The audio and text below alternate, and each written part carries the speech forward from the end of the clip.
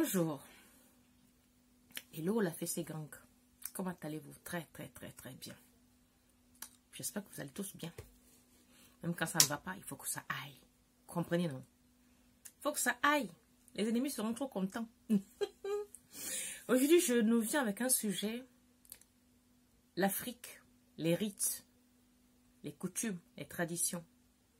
Dans certaines familles, dans certains parties de l'Afrique. Parce que l'Afrique est peut-être un, mais nous avons 10 millions de cultures, nous avons 1 milliard des us coutumes, nous avons 1 milliard de traditions. Aussi, je vous viens aujourd'hui avec l'histoire tragique d'une jeune Camerounaise brillante, très brillante, que j'ai rencontrée parce qu'elle m'avait envoyé un courrier il y a 6 mois de cela, concernant la maladie de Lyme. Elle a fait tous les examens, c'est-à-dire ça faisait 2 ans qu'elle en souffrait.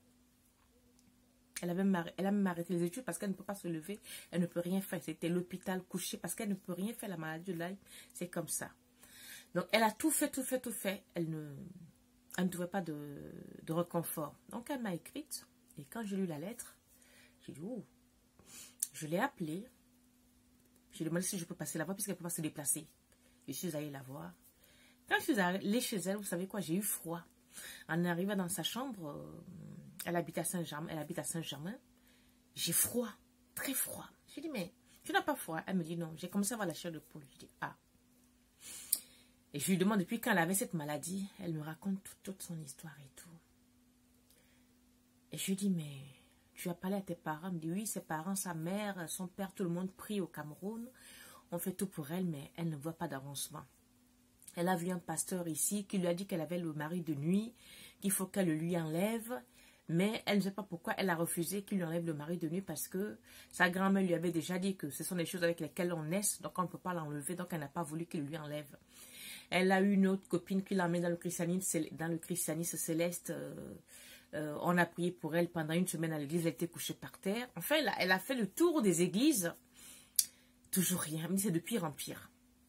Et donc, elle me criait pour savoir si je pouvais avoir des herbes. Comme je parle des herbes, pour savoir si je pouvais avoir des herbes pour la calmer ou si j'ai une prière pour elle. Donc, quand j'ai été la voir, j'ai eu très froid. La chambre n'était pas froide, mais moi, c'est comme si quelqu'un me mettait quelque chose dans le dos, quoi. Je tressaillissais. Je dis, mais...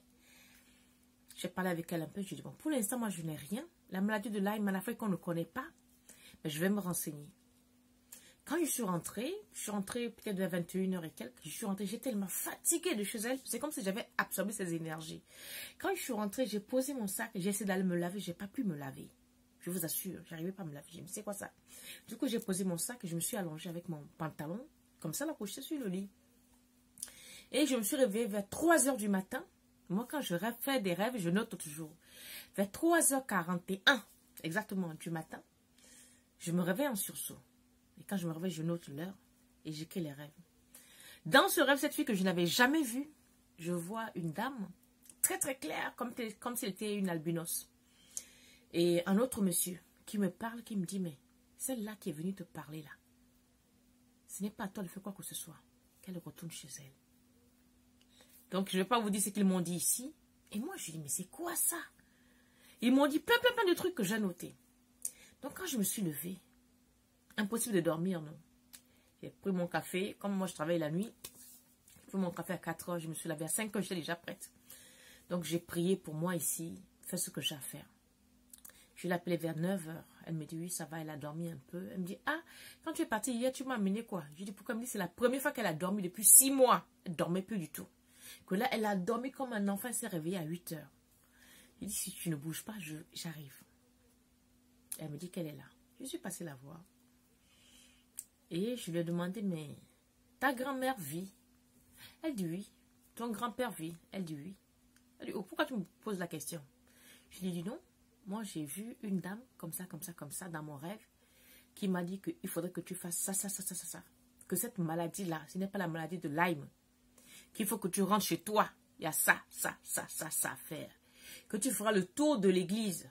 Que tant que tu ne fais pas ce qu'ils t'ont dit là, que ton salut se trouve là-bas. Il faut que tu rentres au Cameroun.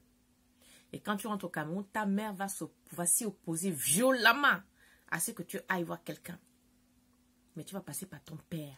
C'est ton père qui va te prendre un jour pour aller là où on a indiqué là. La fille dit, ma mère, elle a commencé à pleurer. Il dit, mais ne m'appelle pas, je ne suis pas ta mère. Moi, elle me dit, ma mère, tu es ma mère. La dame, si l'albinos dont tu parles, effectivement, c'est une de mes grand-mères. Elle est décédée il y a 3 ans.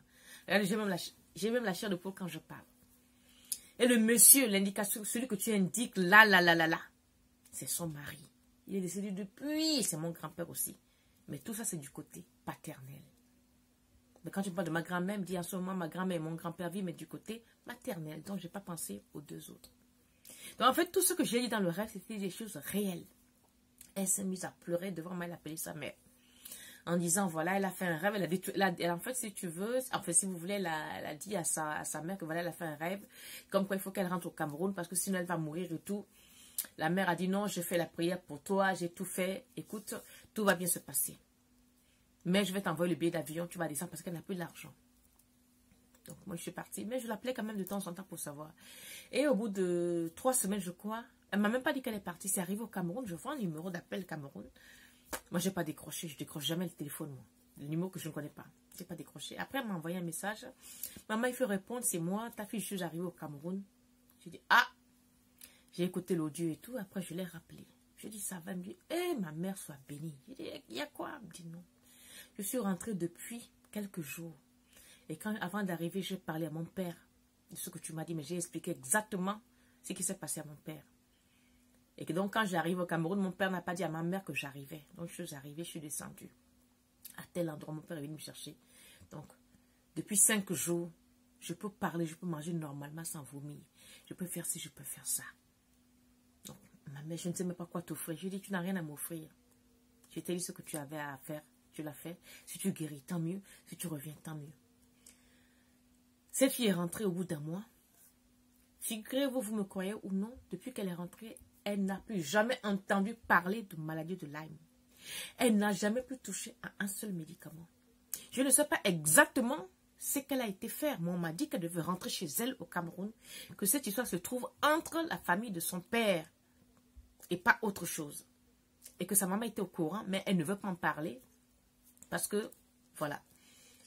Cette fille est rentrée, aujourd'hui, elle a eu son diplôme. Elle est partie s'installer dans un pays européen avec son jeune homme. Et je fais cette vidéo parce qu'il y a 3 jours, elle m'a dit, mais pourquoi tu n'as pas fait une vidéo sur mon histoire? J'ai dit, bah, tu sais, si je devais faire les vidéos sur toutes les histoires, c'est que je fais une vidéo par jour. Malheureusement, je n'ai pas le temps. Mais elle me dit, non, il faut que tu fasses une vidéo parce que moi, je suis intellectuelle, c'est vrai, j'ai eu mes diplômes. Aujourd'hui, je suis avocate, brillante, certes, mais j'ai failli mourir, j'ai failli devenir folle.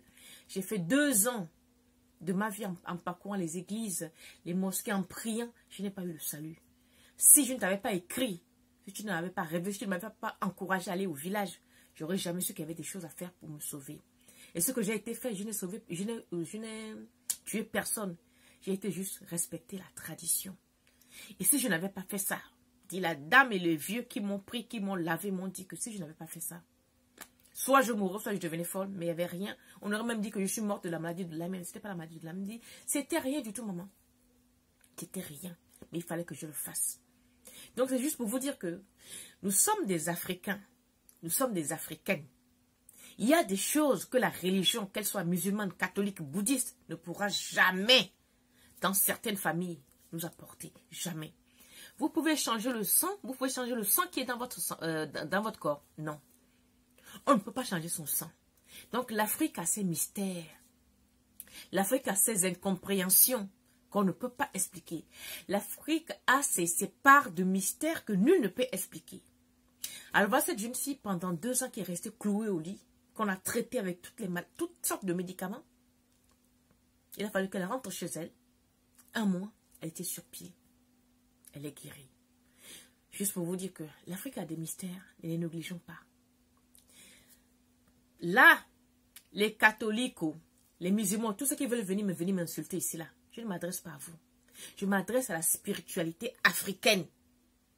Aux gens qui croient à certaines choses. Moi, je suis catholique. Je suis musulman. Toutes les religions que vous parlez là, je les ai pratiquées. Mais je ne jetterai jamais mon héritage aux orties. Jamais. Je prendrai ce qui est de bon dans toutes les religions pour ajouter à la religion de mes ancêtres. Donc, juste pour vous dire que l'Afrique, c'est un seul continent. Mais nous avons 1000 milliards de coutumes. Nous avons 1000 milliards de rites. Lorsqu'on doit les respecter, respectons-le. Pour que demain nous soit meilleur. Sur ce, je vous souhaite à tous bonne journée, bonne soirée, bon après-midi, bon matin. Gros bisous, portez-vous bien. Croyez en ce que vous faites. Croyez en vous. Croyez aux valeurs intrinsèques qu'on vous a léguées, qui sont les vôtres, pas ceux de quelqu'un d'autre. Croyez en vos traditions, respectez-les, et vous verrez. Dans toutes les traditions africaines, il y a des bonnes choses, il y a des mauvaises choses. Mais quand vous découvrez quelque chose qui est bonne comme tradition en Afrique, ne les jetez pas aux orties. Notamment l'héritage ancestral qu'on nous a laissé, l'utilisation des feuilles, de certaines choses. Mais bon, bref, j'ai assez bavardé pour aujourd'hui.